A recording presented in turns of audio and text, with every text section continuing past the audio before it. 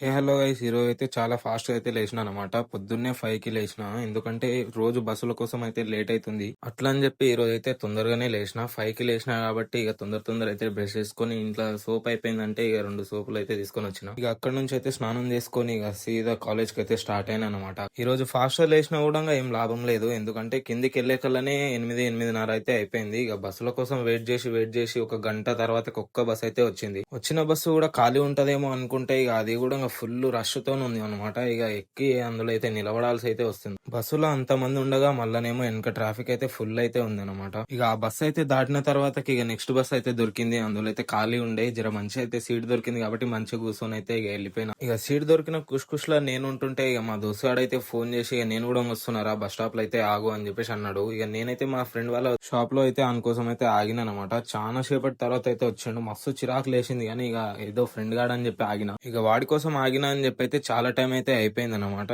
ఇక క్లాస్ లకు అయితే 10:40కి అయితే పోయినాం. ఎవరైనా ఉంటారేమో అనుకున్నా కానీ ఎవరు లేరు క్లాస్ లా. మా ఆవిడ వచ్చింది లేట్ గానీ మళ్ళీ చిట్టీలు అయితే రాస్తున్నాడు. ఇక అప్పటికే లంచ్ బెల్ అయితే అయింది. ఇద్దరం కలిసి అయితే తినేసినాం. ఇక మా ఆవిడైతే ఇక నేను వీడియో తీస్తున్నా అని చెప్పి ఇక ఆడైతే తినిపిస్తున్నాడు నాకు. అప్పటికి టైం అయితే అయిపోయింది. ఇక అందరైతే ఎగ్జామ్ కోసం అయితే షురు అవుతారు. ఇక మేము కూడా లోపలికి అయితే వెళ్ళిపోయినాం. ఏం చదవకున్నా కూడా ఎగ్జామ్ అయితే బ్రహ్మాండంగా అయితే రాసినాం. చాలా మంచిగా అయితే వచ్చింది పేపర్. ఇక రాసేసిన తర్వాత కదా ఇంటికైతే వెళ్ళిపోతున్నాం అందరం కలిసి. సరే మళ్ళీ రేపటి వీడియోతో మళ్ళీ వస్తా. Bye.